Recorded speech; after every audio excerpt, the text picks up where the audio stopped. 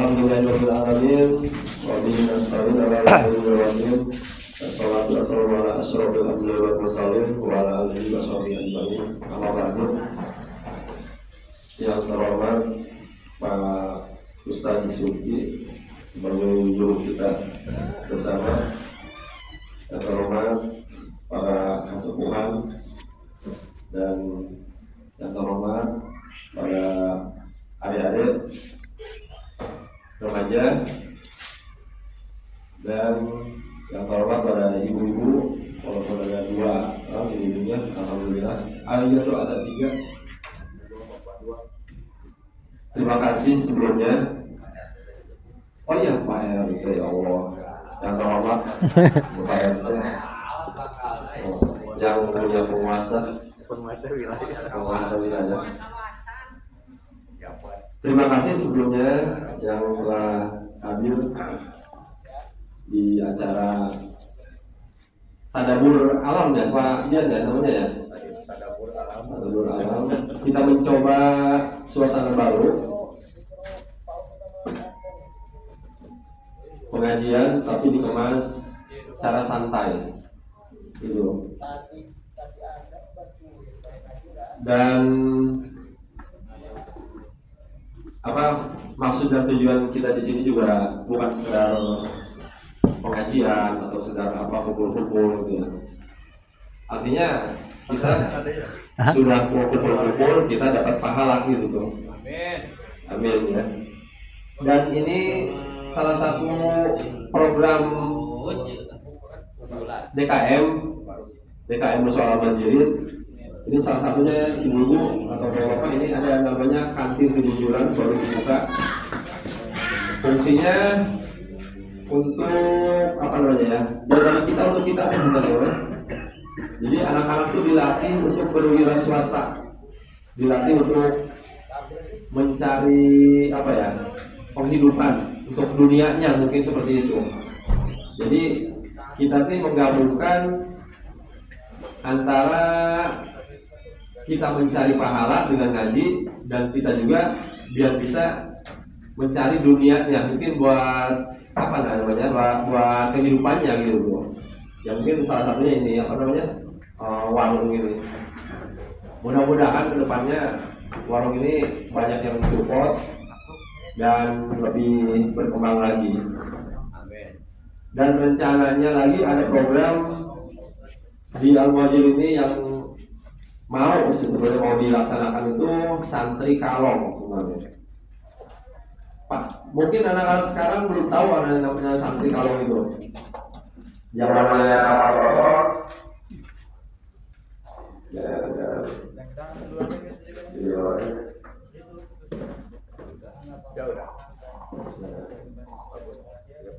santri kalong. Santri kalong itu orangnya sekolah SMP, SD atau SMA, tapi di dalam sekolah itu kita ke pondok atau ke dalam sekolah ngaji. Jadi itu namanya santri kalong.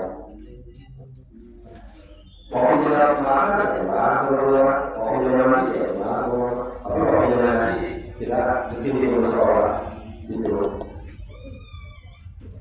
Mudah-mudahan warga RSPN khususnya di ilmunya secepatnya itu bisa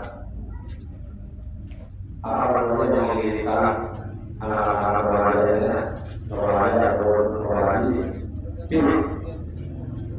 Siapa namanya dari sini?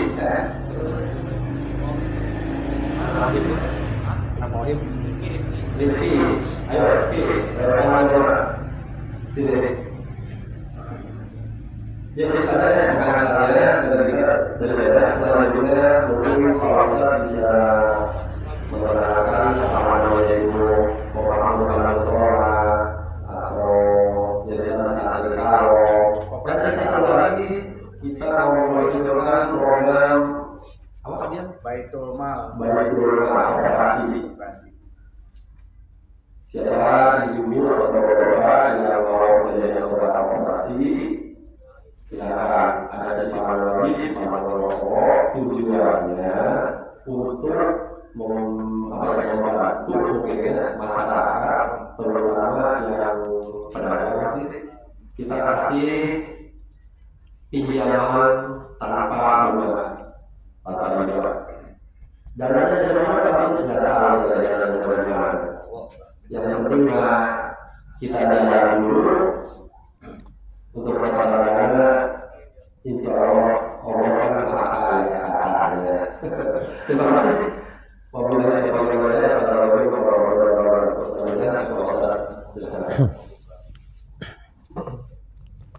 Bismillahirrahmanirrahim. Assalamualaikum warahmatullahi wabarakatuh. Alhamdulillah. Nahmaduhu wa nasta'inuhu wa nastaghfiruh wa na'udzu billahi min syururi anfusina wa min sayyiati a'malina. Man yahdihillahu fala mudilla lahu wa man yudlil fala hadiya lahu. Asyhadu an la ilaha illallah wahdahu la syarika lahu wa asyhadu anna Muhammadan 'abduhu wa rasuluhu la nabiyya ba'dahu. Iya.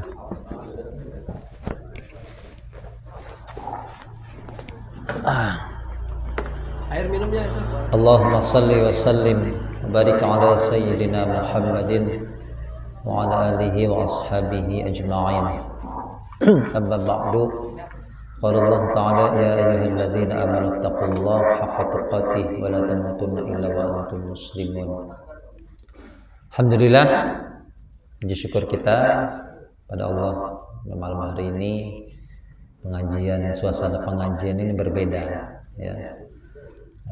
Apapun itu ya adalah sebagai bentuk sarana ya, supaya kita ini dimanapun tempatnya, apapun bentuknya ya, insyaallah selama ya, dalam rangka meraih ya, atau menggapai ridha Allah Subhanahu wa taala ya.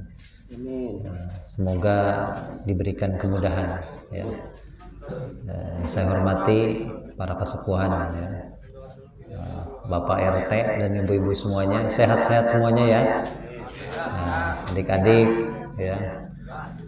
Semoga dengan adanya kantin kejujuran ya, sebetulnya melatih ya khususnya kita semuanya ya.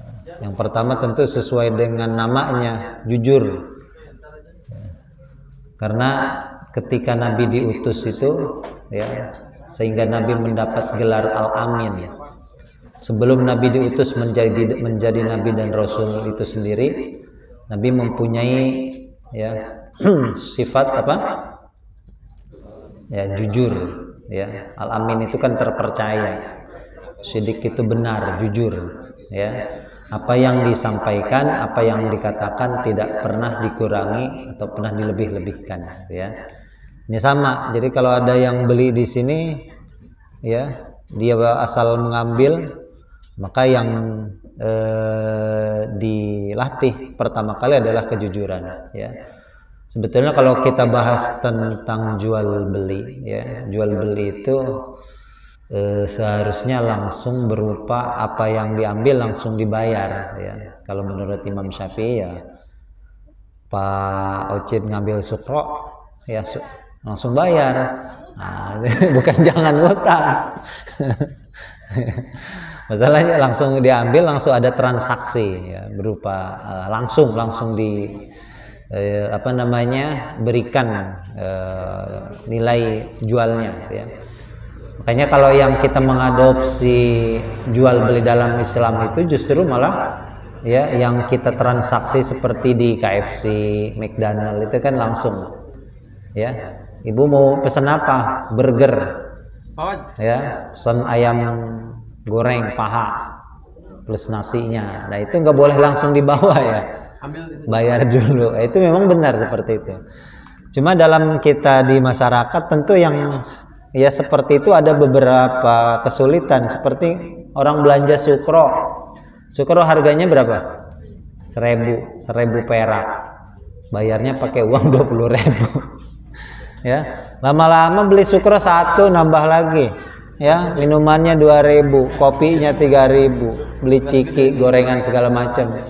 Lama-lama yang jual ini ya mangkal Bu, kesel Pak ambil aja dulu sih, nanti tinggal di total kan gitu ya. Sana sistemnya kita nongkrong seperti ini. Nah itu untuk transaksi yang kecil ya, itu nanti ada apa namanya, dengan kita dilatih kejujuran ini ya, melatih seperti itu ya.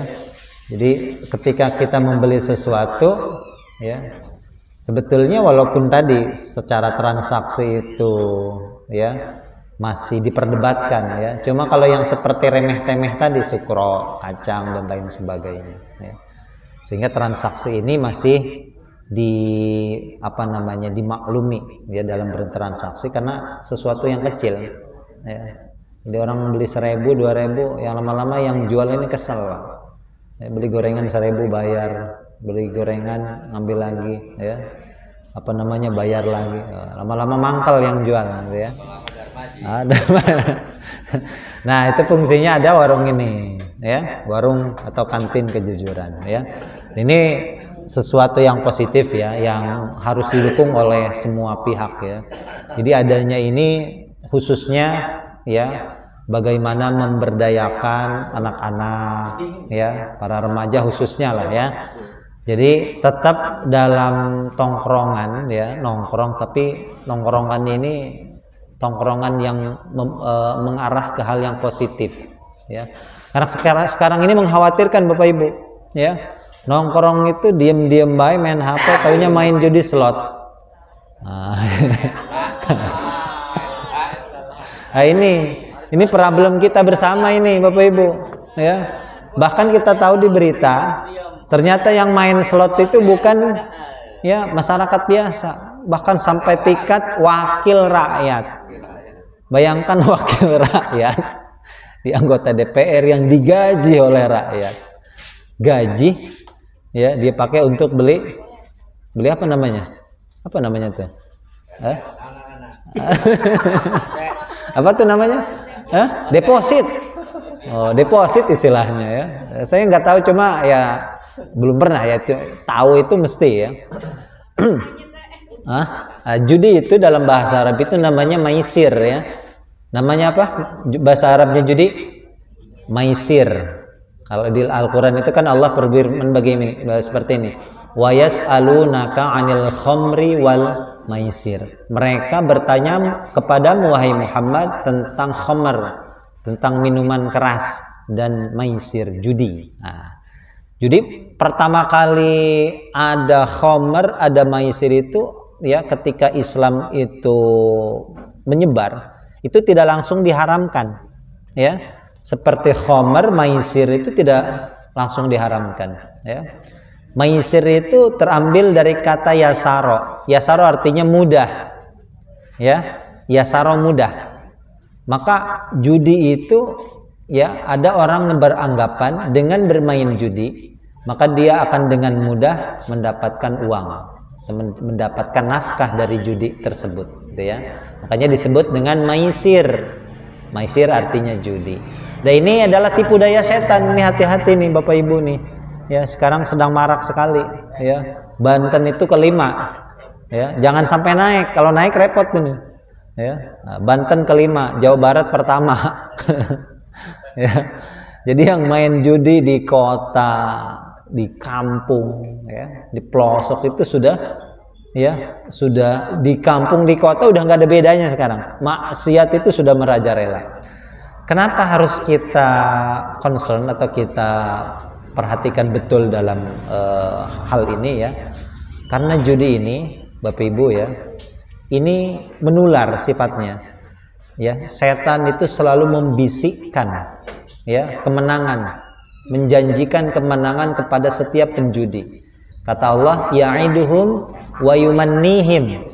Setan selalu memberikan janji dan memberikan angan-angan kosong ya. Wa ma ya'iduhumus syaitanu illa ghurura. Dan tidaklah yang dijanjikan oleh setan itu melainkan hanya sebuah tipuan, ghurur ya. Jadi setan ini ya, itu pasti ya, dan ini fakta ya, sebetulnya fakta. Tidak pernah saya temui ya orang jadi kaya itu karena judi, Pak. Pernah lihat nggak? orang kaya raya itu hasil judi? Nggak ada. Ada cuma sebentar. Ya, intinya nggak ada kan? Ya itu tadi. Ya. Bahkan bandar judi sekalipun belum tentu ya itu nggak tenang hidupnya. Ya. Maka ini kita harus perhatian betul ya terhadap ini, karena ini sekarang sudah jadi fenomena ya. Judi ya itu kalau bukan dari keluarga sendiri yang menjadi benteng utama itu sulit, lingkungan khususnya ya, keluarga yang paling ruang lingkup terkecil itu keluarga, baru nanti lingkungan sekitar ya. Karena hati-hati, sekalipun menang ya, yang sudah berumah tangga menang judi, ya uang yang dikasih ini ke anak nih ya, dikasih jajan dari uang hasil judi, kemudian dibayarkan bayaran sekolah ya, diberikan bayaran untuk cicil rumah ya. Jangan berharap rumah tersebut mendapat keberkahan ya. Makanya jangan heran kalau bapaknya hobi judi, anaknya pasti 11-12 nurun tuh sifat judinya ya. Walaupun dia main judinya di kamar mandi sambil nongkrong. Ya, sekarang judi itu lebih mudah Bu, Pak. Enggak mis kalau orang dulu ya di tongkrongan ya, judi sabung ayam, judi gaple segala macam, kiu-kiu, domino dan lain sebagainya. Ya, itu fisik. Sekarang ya judi itu orang nongkrong fokus di HP. Itu belum tentu dia lagi nge-WA orang, Pak. Lagi main slot. Dan nyata, dan ini sebetulnya problem bersama ya. Itu harus timbul dari kesadaran diri sendiri. Ingat ya, sesuatu yang dihasilkan dari yang haram ya, jangan pernah mengira ya, jangan pernah menyangka sesuatu ini akan membawa keberkahan. Dia bayar untuk cicilan rumah ya, maka rumah ini jangan harapkan mendapat keberkahan dari uang hasil judi ya. Makanya dalam hadis itu disebutkan ada 4 hal. Kita ini nanti di hari kiamat ya, kita tidak akan bergeser dari tempat berdiri kita ya, sehingga kita ditanya tentang 4 hal. Allah akan tanya tentang umur kita, untuk apa dihabiskan umur kita. Kemudian Allah akan bertanya tentang ilmu yang kita dapatkan, ilmu yang kita punya, untuk apa ya ilmu itu digunakan. Apakah untuk membawa hal yang bermanfaat atau sebaliknya ya. Ada ilmu tapi ilmu tentang judi ya. Kemudian tentang hartanya. Kalau harta ini ditanyakan cash flow-nya 2, keluar masuk ditanyakan, umur nggak ada ya. Tentang ilmu nggak ada, dari mana kamu dapatkan ilmu, nggak ada. Tapi tentang harta Allah tanyakan ya, dari mana dan dengan cara apa kamu dapatkan hartamu. Lalu bisa saja orang mendapatkan hartanya ya dari sesuatu yang halal, misalkan dia bekerjanya halal, tapi lalu dia gunakan untuk sesuatu yang haram, sehingga Allah akan buat pertanggungjawaban ya. Atau sebaliknya, orang main hasil judi, hasilnya buat untuk bikin kantin kejujuran misalkan ya, nyumbang masjid, nyumbang musola ya, ngasih sumbangan ke anak yatim. Jangan harapkan mendapat pahala dari itu ya. Jadi kalau harta itu ditanyanya 2, dari mana kamu dapatkan harta ini, dengan cara apa kamu dapatkan, apakah dengan cara yang halal atau dengan yang haram. Kamu dapatkan dengan cara yang halal, oke. Apakah kamu gunakan untuk sesuatu yang haram?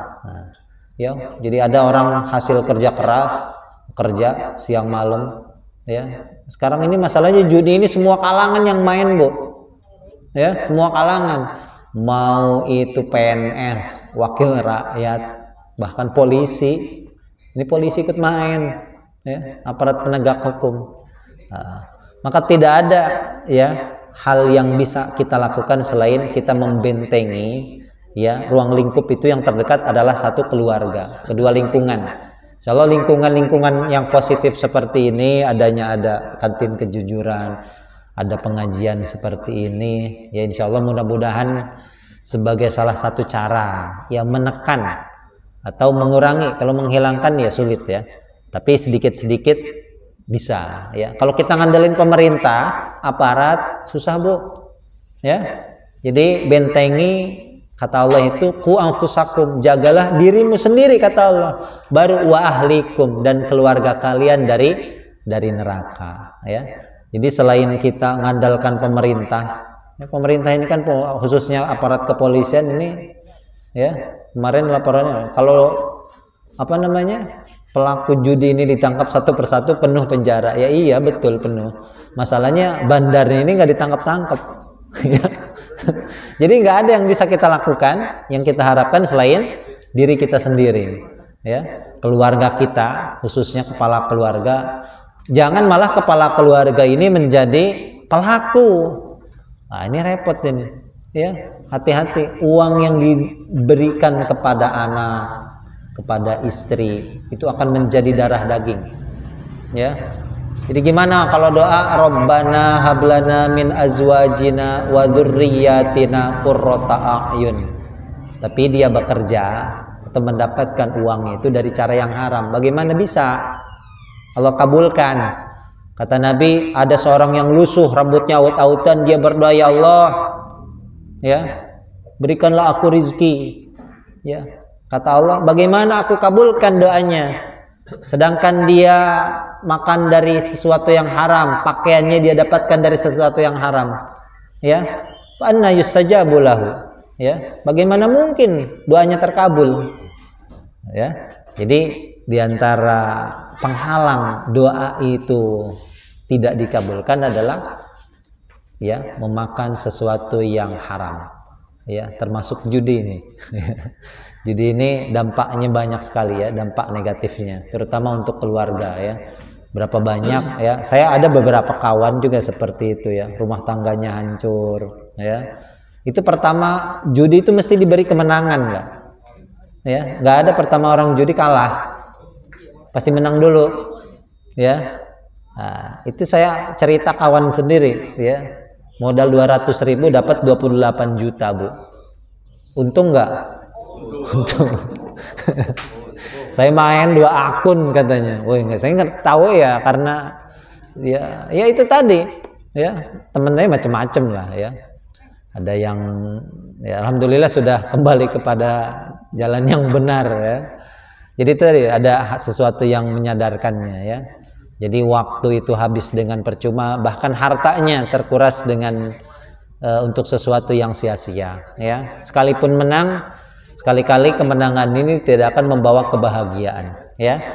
Maka cara bertaubat orang berjudi ya, dia harus membuang harta yang sudah dia dapatkan ya. Jadi kalau mau tobatnya penjudi itu ya, dia punya rumah hasil judi ya, jual rumahnya, duitnya jangan pakai buat modal. Nah itu sama aja. Ya, duitnya pakai modal usaha ya pada baik ya. Nah, jadi ini problem kita bersama-sama ya. Insyaallah intinya untuk adanya kantin kejujuran ini supaya para remaja ya, anak-anak bisa berkontribusi, disibukkan dengan apa namanya aktivitas warung ini ya. Jadi dulu itu zaman Nabi itu ya Bapak Ibu, itu sudah ada sejenis koperasi ekonomi umat yang membangun apa namanya kesejahteraan. Jadi dulu itu seperti ini contohnya ya. Dulu itu ada orang Yahudi ya. Orang Yahudi ini dia memonopoli ya apa namanya semua kebutuhan warga Madinah gitu ya. Nah, maka ada seorang sahabat yang apa namanya berkontribusi ya, misalkan dia menjadi penjual kecil-kecilan ya, maka gampang karena warga Madinah pada saat itu ya, itu yang dipimpin oleh Nabi langsung, yang biasa membeli ke si Yahudi ya, walaupun Yahudi ini harganya lebih murah ya, karena dia monopoli harga dong ya. Maka sahabat yang berusaha untuk menjual bahan pokok Ini tentu harga sedikit mahal, ya. Tapi sahabat yang lain, ya, itu semuanya mensupport, ya, sahabat yang berdagang tadi. Sehingga secara otomatis, walaupun harga di si Yahudi ini lebih murah, ya, karena orang, ya, itu kaum muslimin itu saling mendukung perjuangan, ya, seorang mukmin yang lain, ya, sehingga ekonomi itu terbentuk, ya, berkembang menjadi, ya, ekonomi yang bisa mensejahterakan, ya, karena sudah sejahtera sehingga harga ini bisa ditekan. Mungkin kalau awal-awal pedagang kecil itu pasti harganya lebih mahal, cuma yang dibutuhkan adalah dukungan, ya. Jadi kalau ibu mau beli garam, kalau di sini ada garam, ya beli garam di sini. Harganya beda gopay ya nggak apa-apa lah, ya. Ya, tujuannya tadi membantu, ya, ekonomi sesama. Itu apalagi di sini tujuannya tadi nanti Pak, ya, Agus berencana untuk mengadakan koperasi. Nah, uangnya dari mana? Itu dari umat. Ada istilah dari umat untuk umat, ya, seperti itu, ya. Dengan bunga 0%. Ya, nanti boleh menggunakan sistem bagi hasil. Ya, tujuannya untuk sama mengembangkan koperasinya, gitu ya. Jadi intinya adanya program ini harus didukung, ya.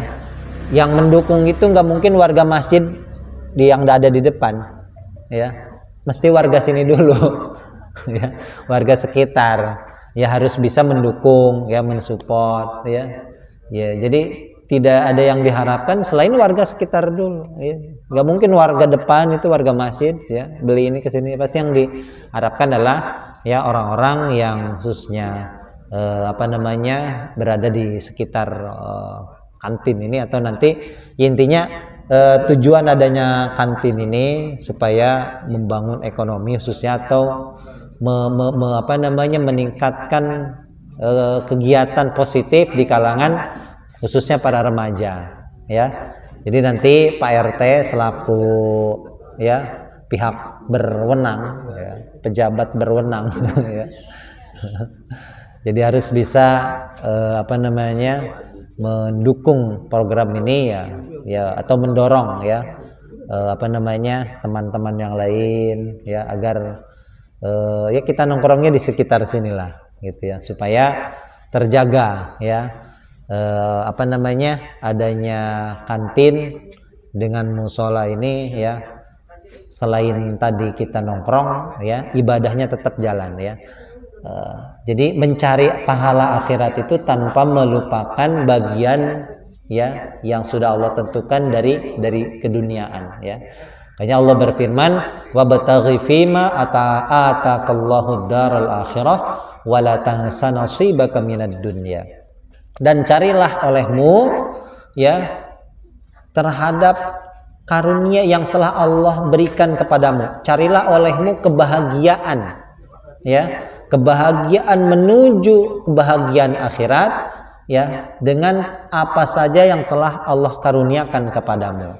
Dan janganlah kamu lupakan bagianmu dari dunia, ya. Jadi sholatnya tetap jalan tanpa melupakan keduniawian, ya. Karena dunia itu sebagai batu loncatan, sebagai tahapan untuk meraih kebahagiaan akhirat, ya. Bagaimana mungkin orang itu bersedekah, ya, kalau dia tidak punya sesuatu untuk disedekahkan, ya. Jadi ekonomi umat itu, ya, umat Islam itu harus kuat, ya. Jadi harus ada diri sendiri itu, saya ingin menjadi orang yang wajib mengeluarkan zakat.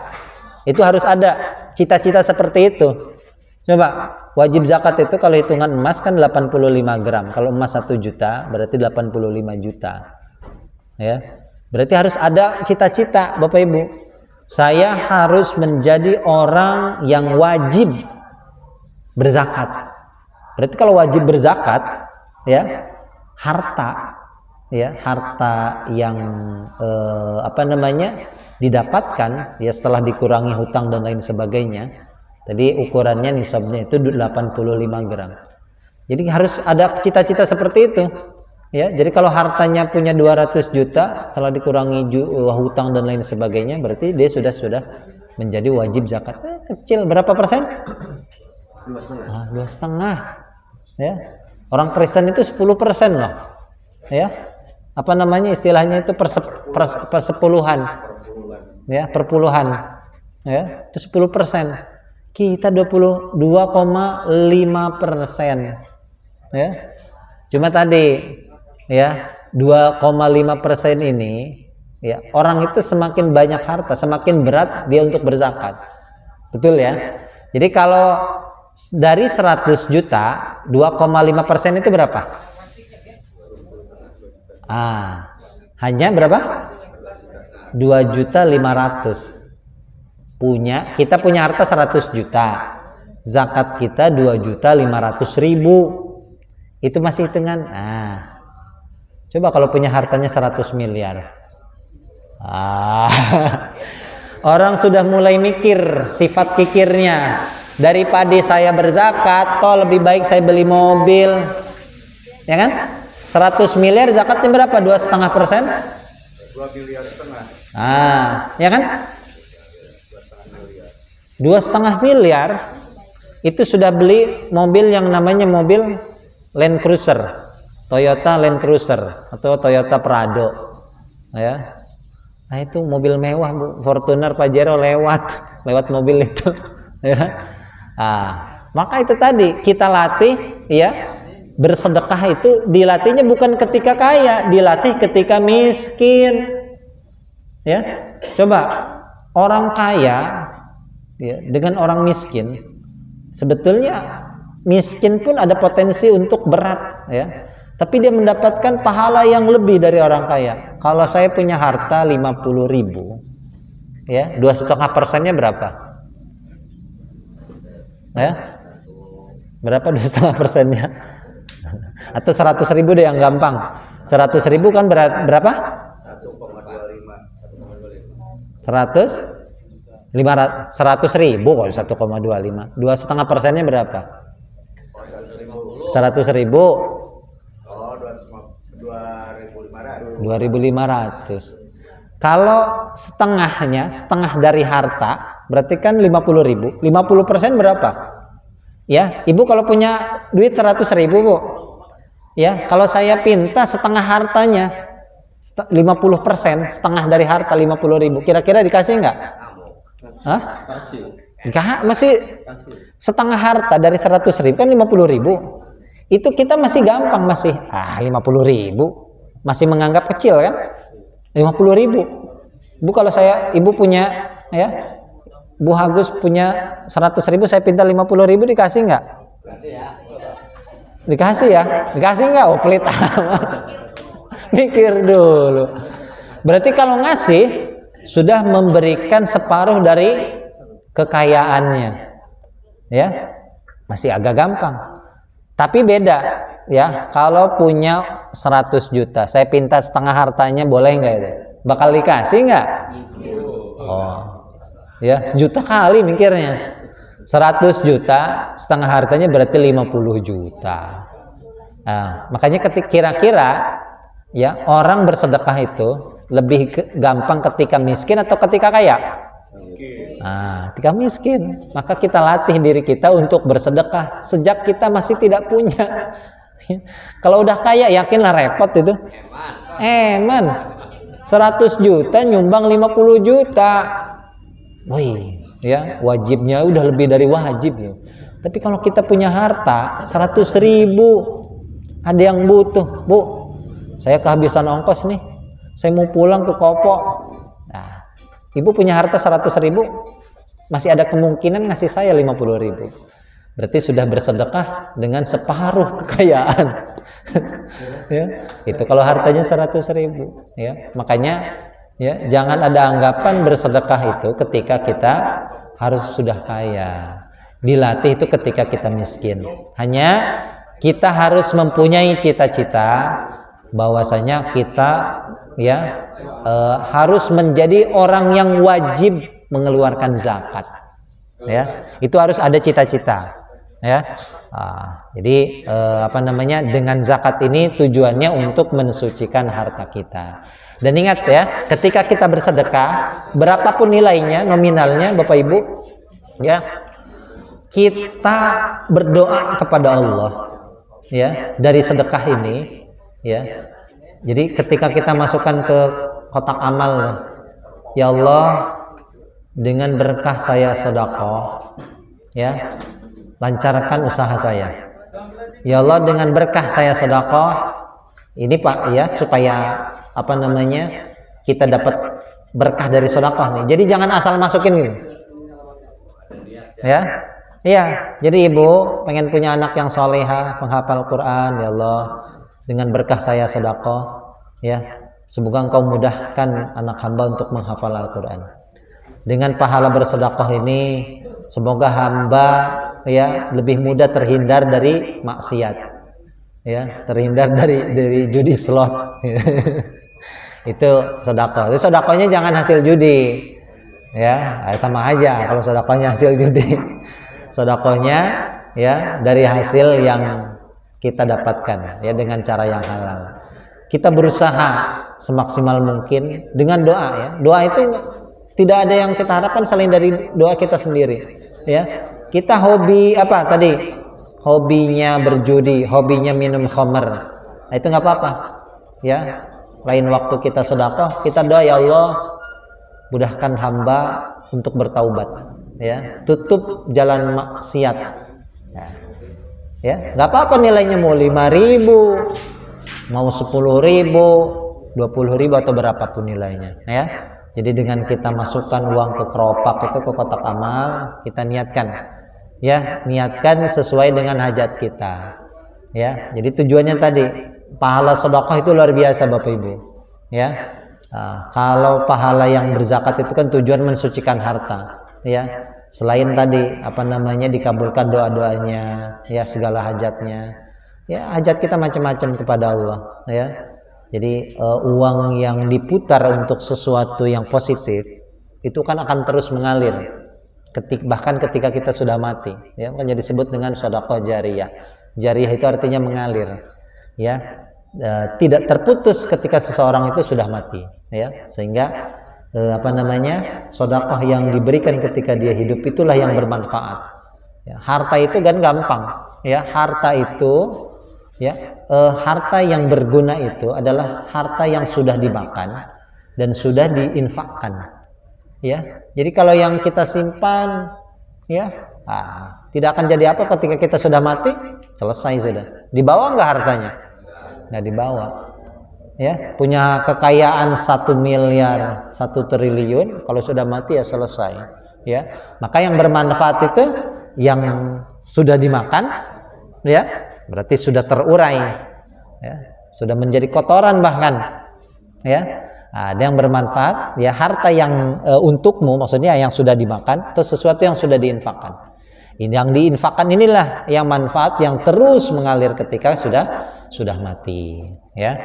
Jadi mungkin, ya, ini pesan untuk kita semuanya, ya, khususnya menyikapi fenomena yang ada sekarang, ya, karena apa namanya, maisir tadi, judi tadi sudah merebak ke semua kalangan, bahkan anak-anak, ya, ibu-ibu, anak SD 10 tahun itu di, ya, beberapa daerah itu kasusnya sudah kena wabah yang namanya judol, ya, judi online, judol, ya, udah nggak punya duit akhirnya pinjol, ya. Sudah pinjol selesai sudah, yang ada benjol, ya, hartanya habis, keluarganya bubar, apa yang tersisa tidak ada, akhirnya bunuh diri, masuk neraka jahanam selama-lamanya, na'udzubillah, ya. Ditahlilin la ilaha illallah, mati bunuh diri, ya. Yang la ilaha illallah ya datang bukan karena mudahin, karena dapat berkat, ya. Apa yang diharapkan dari hal seperti itu, ya. Maka, ya, kita harus sadar sesadar-sadarnya, jaga diri kita sendiri, jaga keluarga kita dari siksa api neraka, ya. Itu dengan kita hindari maksiat, khususnya yang sudah berkeluarga, ya ibu-ibu jangan kurang-kurangnya pengawasan kepada anak. Anak sekarang sudah main gadget, sudah fokus gadget di kamar, di mana itu harus waspada bu, ya. Itu main gadget kalau dipanggil nggak nyaut, nah itu sudah terkena virus tuh, ya hati-hati bu, ya jangan terlena membiarkan memfasilitasi anak HP dan lain sebagainya, ya supaya kita terhindar dari siksa api neraka, ya. Mungkin sekian ya. Jadi karena sudah Isya, mudah-mudahan ya adanya kantin dan kajian ini bermanfaat untuk kita semuanya dan terus berlanjut ya. Hal yang positif itu harus dilanggengkan, harus diistiqomahkan ya. Membawa dampak positif untuk khususnya untuk diri kita dan untuk lingkungan sekitar ya.